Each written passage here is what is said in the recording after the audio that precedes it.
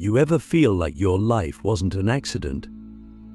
Like the pain you went through as a child, the things you saw, the things that were done to you, the things you couldn't understand, were trying to tell you something. I did. I used to lie awake at night, not just scared of the dark, but scared of myself. Scared of why I was so different.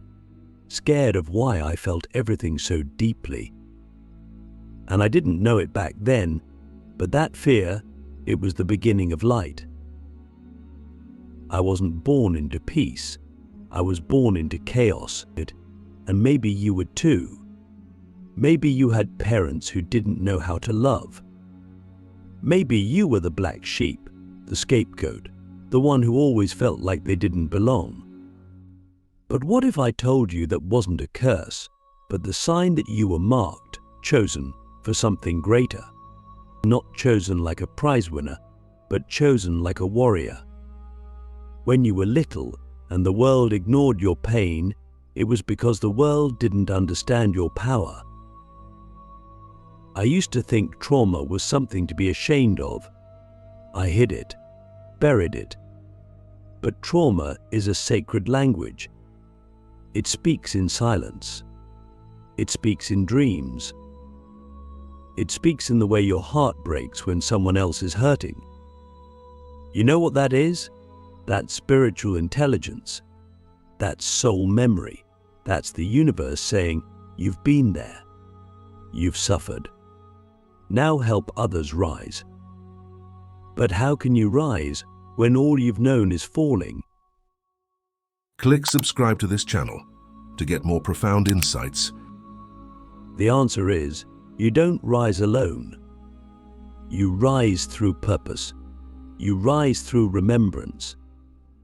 You rise when you stop asking, why did this happen to me? And start asking, what is this pain awakening in me? That's where it begins. Your childhood trauma didn't come to destroy you. It came to initiate you. Every scream, every rejection, every tear you swallowed down was a rite of passage, but a spiritual trial. And you passed, even if you didn't know it at the time. Have you ever considered that your sensitivity is your superpower? That the reason you couldn't handle the lies, the manipulation, the silence, is because your soul knew truth. That your body rejected what wasn't love because you were born to bring love into places that never knew how to hold it. That's not weakness. That's divine resistance. Chosen ones are born allergic to the matrix. That's why you never fit in. That's why the system didn't make sense to you. Let me ask you something deep. What if the very people who hurt you were your spiritual trainers in disguise? What if their betrayal was the resistance your soul needed to grow spiritual muscle? But it doesn't mean what they did was right. It means you stopped letting it define you. You started using it as fuel. You alchemized your story. That's what chosen ones do. We don't stay victims, we become sacred storytellers. We turn scars into scripture. You know that feeling like you were born for something more, that you're supposed to help, to heal, to teach, but you don't know how or why. That's not your imagination. That's your calling. And your childhood trauma was the classroom. You were learning emotional X-ray vision, but you were learning how to see what others hide. You were learning how to feel what others numb. That's not a burden, that's a gift, but only if you choose to claim it. I remember being a child and feeling like no one heard me, but like screaming into a void. But now I realize the silence was making me listen to a deeper voice, the voice inside, the divine whisper. The knowing that couldn't be taught by books or schools or even family. It had to be earned, through fire, through nights you didn't think you'd survive, through tears that turned into prayers. And those prayers, They were always being heard. The universe doesn't pick the polished. It picks the broken, because only the broken let light in. That's why a shattered soul reflects more light than a perfect one. You didn't survive by accident. You survived because you are meant to be a mirror, a reminder, a lighthouse for others still lost in the storm. But before you can guide them home, you have to remember who you are. You have to reclaim your power. You have to stop waiting for permission. And here's the raw truth: no one is coming to save you. But that's not a punishment, that's a prophecy. Because you were never meant to be rescued. You were meant to awaken. That's the mission of the chosen. Not to be saved, but to become the saver, the healer, the space holder, the warrior of light. And that begins with facing your own shadow, with loving the parts of yourself you were taught to hate. You know that rage you carry inside, that deep, volcanic heat you buried under shame. That's sacred fire. Don't suppress it. Transmute it. Shape it. Let it burn away the lies you were told about yourself. Let it ignite your purpose. Your anger is not your enemy, it's your compass. It points to where your boundaries were crossed, where your soul said, "This is not okay." Listen to it. Honor it. Let it teach you how to protect your healing. People think being chosen means life is easy. But in truth, it means your life is a battlefield, not outside. Inside. A battle between who you were taught to be and who you truly are. Between fear and love. Between survival and purpose. And every time you choose love over fear, you reclaim territory inside of you. That's spiritual warfare. That's revolution. And it begins in the heart. You're not here to fit in. You're here to remember why you never did. You're not here to be liked. You're here to be light. You're not here to chase success. You're here to embody truth. And the truth is, your wounds are holy. Your pain is prophecy. Your scars are sacred symbols of a soul that didn't give up, that kept going, that chose to believe, somehow, some way, that there was more. And you were right. There is more. There's a version of you on the other side of this pain who is radiant, wise, unshakable. But you have to walk through the fire to meet them. You have to stop numbing. Stop hiding. Stop pretending you're fine when your soul is screaming. The healing doesn't happen in pretending. The healing happens in presence, in surrender, in saying, "This hurts, but I'm ready to see what it's teaching me." You were chosen for this journey not because you're better, but because you're brave. Brave enough to crack open, to feel, to question everything, to lose everything, and then rise again with nothing but your soul intact. That's power. That's divinity. That's what the world is hungry for. Not more perfection, but more presence. More people who are real, who are raw, who are willing to be seen in their becoming. Have you ever asked yourself, what if my pain is the portal? What if everything I thought disqualified me is actually the very thing that makes me qualified? To love, to lead, to awaken others. But that's not just spiritual talk. That's destiny. That's mission. That's legacy. And you don't need to wait another day to begin. You already have the tools, the wisdom, the fire. The question is, will you use it? Will you stop apologizing for being different? Will you stop shrinking for people who never saw your light? Will you step into the arena of your destiny, even if your voice shakes? Because here's the truth, The world doesn't need more followers. It needs more flames, more souls on fire, more chosen ones who remember that pain was never punishment, it was preparation. What if I told you that the very thing you've been running from is the key to your freedom? That the trauma you've buried so deep isn't your weakness, but your invitation. It's not just something to survive, it's something to transform. And the reason it keeps showing up in dreams, in relationships, in moments of silence, is because it's not done teaching you. Your trauma is your teacher, not a cruel one, but a sacred one. One that refuses to let you settle for a life that's not yours. I want you to go back, in your mind, to a moment you've tried to forget, a moment that cracked you open. Maybe it was the first time someone you trusted betrayed you, or the first time you realized you were alone in a room full of people, or the moment you understood that no one was coming to protect you. What did that moment teach you? What did it awaken inside of you that nothing else could? That's where your power lives, in the ashes, in the silence after the scream. You became a master of survival. You learned how to read energy instead of words. You learned how to sense danger before it entered the room. You knew when someone's smile wasn't real. That's not paranoia, that's intuition. That's spiritual intelligence.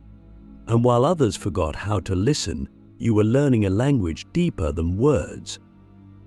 You were learning the rhythm of energy and the whispers of truth, the vibration of love and fear. And now you're being asked to remember how to use it, not to protect yourself anymore, but to guide others. You see, chosen ones are often initiated through pain, not because they deserve it, but because they can carry it. Not everyone can hold the weight of deep emotion and still choose compassion. Not everyone can be betrayed and still believe in love. Not everyone can walk through hell and come back with healing in their hands. But you can. You already have. That's why you're still here. That's why you're watching this. You're not broken, you're being built. But here's something no one talks about. Healing is terrifying. It's not all light and crystals and affirmations. Sometimes it feels like dying, because in a way it is. It's the death of who you thought you had to be, and the death of the mask, the death of the performance. And that's why most people run. They choose the familiar pain over the unknown freedom. But not you. You're here. You're choosing to stay, to feel, to face it all. And that is what makes you unstoppable. Let me ask you something radical. What if nothing in your life was a mistake? What if every heartbreak, every loss, every failure was perfectly placed? Not to destroy you, but to deliver you. To strip away all the illusions, but to show you what matters. To bring you back to your essence. Would you still resent your past, or would you revere it? Would you see it as a curse, or would you finally recognize it as the sacred architecture of your soul? We live in a world that celebrates perfection and hides pain. But the chosen ones, we flip the script. We lead with vulnerability. We speak what others are afraid to say. And in doing that, we become medicine, living, breathing medicine, not by pretending to be healed, but by showing what healing really looks like. Messy, non-linear, holy. And that's why your story matters, not in spite of the pain, but because of it. You are not here to be normal. You are not here to hustle for validation. You are not here to silence your intuition to fit into a system that was never built for your spirit. You are here to disrupt, to awaken, to embody a new way of being. And you can't do that by denying your past. You do it by integrating it, by holding your inner child's hand and saying, "We made it. We're safe now, and we're going to use everything we've learned to build something sacred." That child inside of you, the one who was scared, confused, abandoned, that child is still with you, not as a wound, but as a guide. They remember what mattered before the world taught you to forget. They remember wonder. They remember joy. They remember how to feel fully, without filter. And when you reconnect with them, you reconnect with your power. Not the power to dominate, but the power to heal, to love, to create, and to lead from the soul. The path of the chosen isn't easy, but it is holy. It's filled with paradox. You'll feel lost and found in the same breath. You'll be cracked open and healed in the same moment. You'll be misunderstood by many, yet deeply seen by a few. And that's enough. You don't need everyone to get you. You just need to stop abandoning yourself. Because every time you silence your truth to be accepted, you betray the very mission you were born to fulfill. Your trauma didn't come to bury you. It came to break the illusion that you are small, that you are powerless, that you are alone. You've always been connected to Source, to purpose, to the web of souls who are waking up just like you. And when you heal, they feel it. When you rise, they rise. That's how the ripple works. That's how the chosen activate the collective, not through force, but through embodiment.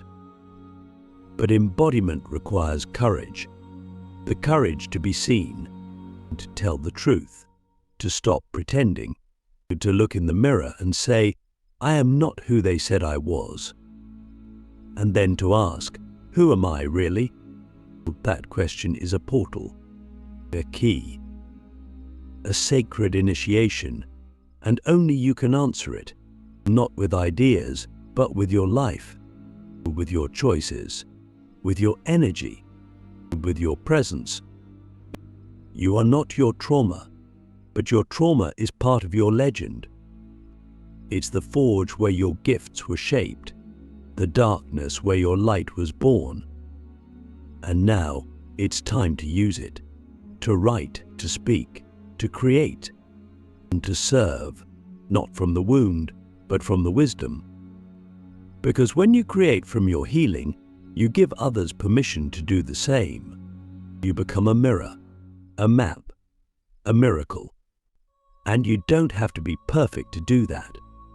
You just have to be real. When I look back on my own story, I no longer see a victim. I see a soul who was training to feel deeply, to see clearly, to hold space for others. And now I see that everything I was ashamed of is now my greatest strength.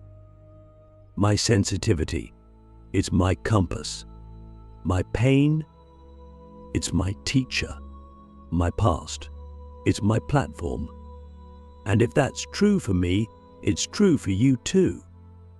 So I'll ask you one more time. What if you are exactly where you need to be? What if your healing isn't about fixing yourself, but remembering who you were before the world told you to forget? What if your childhood trauma is not the end of your story, but the beginning of your awakening? Can you love that version of you, the one who endured it all? Can you look at them with reverence instead of regret? Because that child, they were the first version of the healer you are now becoming. They held the vision. They kept the spark alive. And now it's your turn to carry the torch and to walk forward not in spite of your past, but because of it, and to stop hiding your journey and start honoring it, to stop waiting for someone to tell you you're ready and declare it for yourself. I am chosen. I am ready. I am here.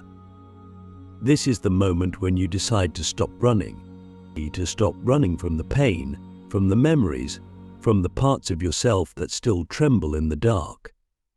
Because you're not that scared child anymore. You are the one who returned to pick them up. You are the presence they were praying for. And when you finally meet them with love, not judgment, when you hold them and say, I see you, I believe you, and I'm not leaving you, everything changes. Your trauma was never your identity. It was your initiation into empathy, into awareness, into spiritual maturity. It cracked open your illusions so you could feel what's real, so you could become a vessel for something greater than yourself, and for truth, for healing, for light. And that's why the pain was so deep. It was carving space for your purpose. You were being prepared to carry something sacred. The chosen ones are not chosen for comfort. We are chosen because we can withstand discomfort and still choose love. We've walked through fire and still kept our hearts open. We've been betrayed, abandoned, silenced, and we still choose to speak, to show up, to love again. That is not weakness. That is spiritual power.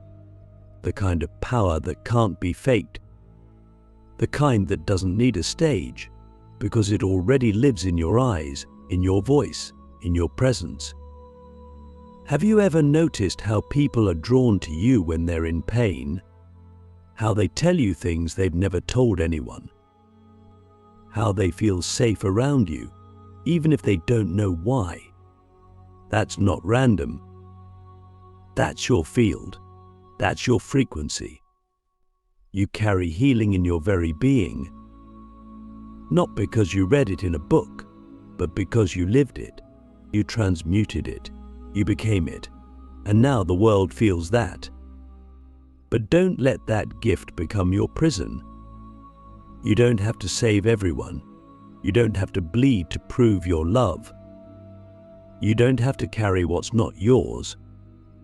You're allowed to rest, to protect your energy, to say no, to say, this is sacred space and not everyone gets access. Because boundaries are how chosen ones honor their calling. They're not walls, they're altars, and only those who approach with reverence can enter. You are not here to be everything to everyone. You are here to be fully yourself, and that self is enough. That self is divine.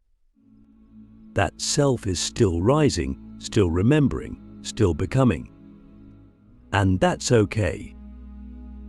You don't need to have it all figured out. You just need to keep choosing truth, even when it's hard. Especially when it's hard. Because every time you choose truth, you come home to yourself. And when you come home to yourself, you begin to understand that the world outside is just a mirror, reflecting your inner state, reflecting your beliefs, reflecting your healing. And suddenly it's not about what happened to you, it's about what's happening through you. You stop asking, why did this happen to me? And start asking, what am I being called to do with this? That's the shift. That's the key. The truth is, you've always had everything you needed, from the wisdom, the strength, the connection. It was never gone. It was just buried under survival, under shame, under lies. But now it's rising. Now it's waking up. And every breath you take in awareness is a resurrection. Every moment you choose love over fear is a revolution. Every time you show up as your true self, you change the vibration of the planet. You may never get the apology you deserve, but you may never hear them say, I'm sorry I hurt you. But you don't need their permission to heal. You don't need their validation to rise. You don't need them to change for you to be free.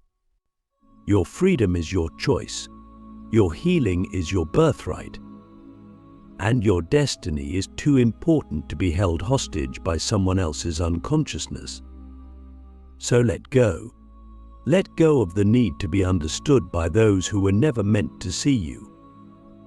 Let go of the fantasy that your past will change. Let go of the guilt for surviving. And most of all, let go of the belief that you are broken. You are not broken. You are becoming. You are evolving.